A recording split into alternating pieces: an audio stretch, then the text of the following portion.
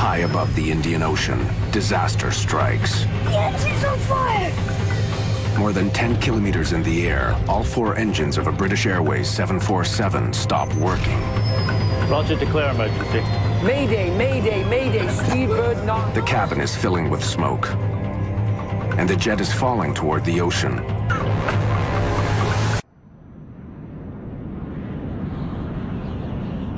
June 24th, 1982. British Airways Flight 9 cruises through the sky over Indonesia. In just a couple of hours, all 263 people on board are scheduled to land in Perth, Australia. Captain Eric Moody, one of the first at British Airways to be trained on the 747. Jakarta Control, Speedbird 9 over Halim at level 370. Speedbird 9, roger. First Officer Roger Greaves has been a co-pilot for more than 6 years. Barry Townley Freeman has been a flight engineer.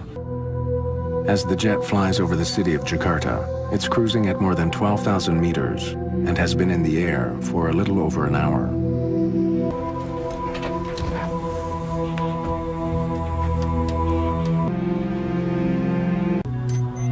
In the cockpit, the flight takes an unsettling turn.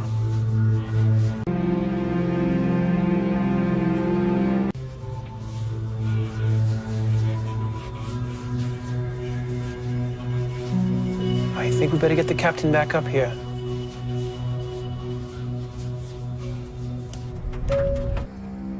In the cabin, the smoke begins to thicken.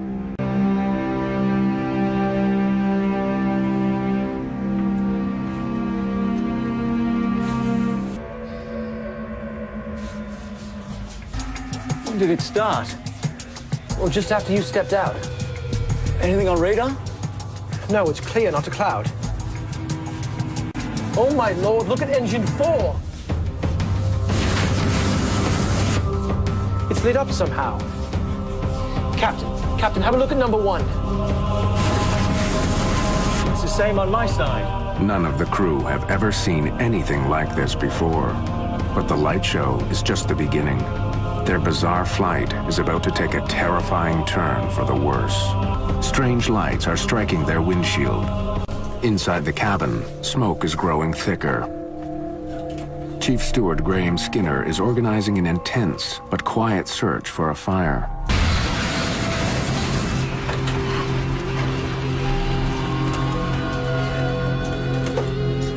Flight engineer Barry Townley Freeman is checking his instruments carefully.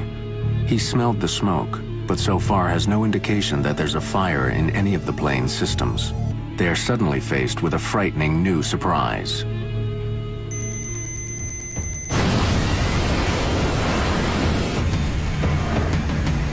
Dad! The engine's on fire!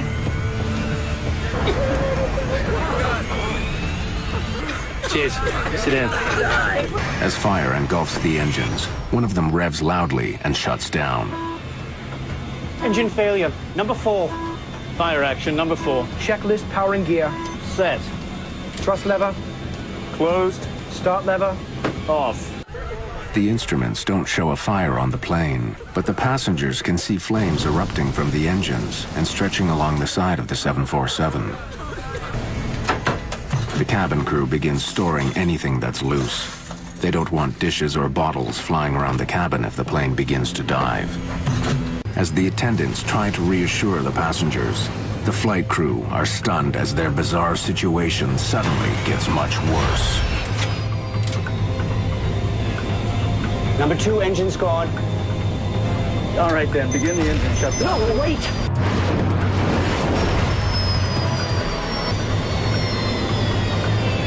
We've all gone. All 4 engines have failed.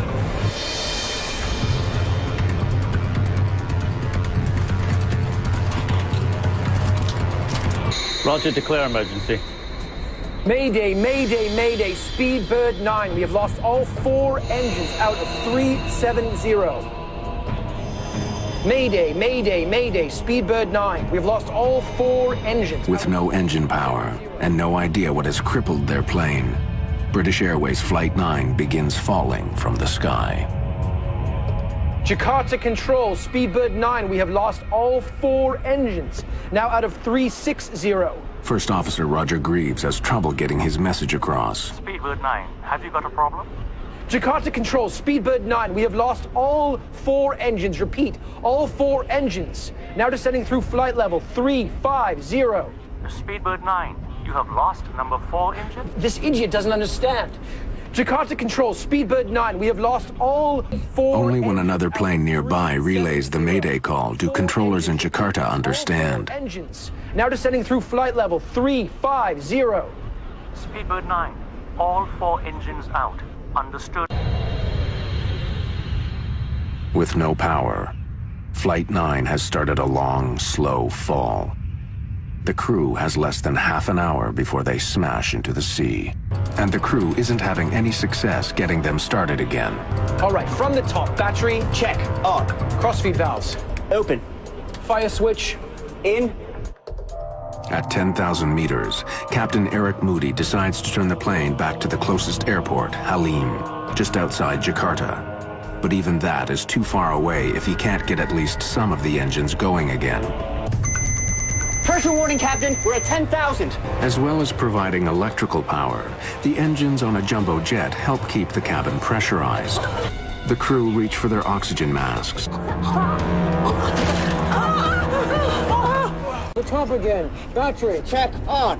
As the plane falls lower and lower, Captain Moody faces a difficult choice. A mountain range cuts across the island of Java between his plane and the airport. He knows he has to be at least 3,500 meters high to clear it. But if the engines don't restart soon, they won't make it. Without power, his only other option is landing at night in the middle of the ocean. At this rate, the plane will crash in a matter of minutes. It's just a question of where. Nothing. It's not starting. All right, from the top then, battery, check, start level, Cut off. fuel pressure, Available. standby ignition on. Then, as suddenly as it had stopped working, the 4th engine roars back to life. Engine 4, back online. A 747 can fly with one engine, but Captain Moody knows that just one engine still won't give him enough power to clear the mountains. As the plane falls past 4,000 meters, another engine coughs and comes back to life. Engine 3, back online. It's followed quickly by the final 2. I can't believe it. Engines 1 and 2, both back online. From almost certain disaster, the crippled jet is now under full power. Jakarta, Speedbird 9, we are back in business. All 4... This time, local controllers have no trouble understanding the message. Speedbird 9, all 4 engines serviceable again. Confirm continuing to Halim. Affirmative, affirmative. Captain Moody begins climbing, putting plenty of room between his plane and the mountains below. But as he does, the strange lights that he saw when the crisis began reappear in front of the jet. Before he can descend, the plane is stricken again. Engine 2 is surging. The engine's violent backfire could lead to a catastrophic explosion. The captain must make another fateful decision. Begin shutdown drill. Checklist powering gear. Off. As the plane closes in on the airport, First Officer Greaves thinks the windshield is covered in moisture, making it hard to see through. Somehow, the glass itself has been badly damaged. For some unknown reason, I looked out the edge of my windscreen, and about a 2-inch strip down the edge on the left-hand side, I could see much more clearly, but I couldn't see anything much out the front. It was getting more and more opaque the nearer and nearer we got to the lights. The crew gets a final unwelcome surprise. Equipment on the ground that helps them descend at the proper angle isn't working. After all the troubles they've been through, now the crew has to land their plane nearly blind. 300 feet, Captain. 200. 100. 50 feet. 30 feet. Reverse. 80 knots.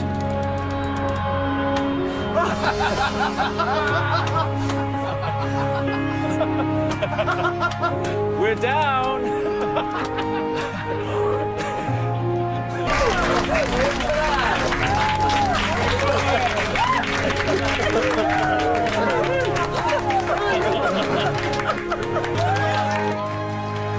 Safely on the ground at Halim Airport in Jakarta, passengers celebrate the end of a harrowing ordeal. In the cockpit, the flight crew are relieved. The damage to the 747 is extensive. The windshield is heavily scratched. The wings and nose of the plane seem to be sanded down. The paint has been stripped off. Bare metal shows through. The engines were choked with fine dust, pieces of rock and sand. When it was closely studied, they learned that the debris was clearly volcanic ash. The night they were flying, there had been a major eruption of the Mount Galunggung volcano. It's located just 160 kilometers southeast of Jakarta. As the ash cloud rose more than 15,000 meters into the night, winds pushed it to the southwest, right into the path of British Airways Flight 9. The crew of Flight 9 was recognized with awards and commendations in the months after their incredible night.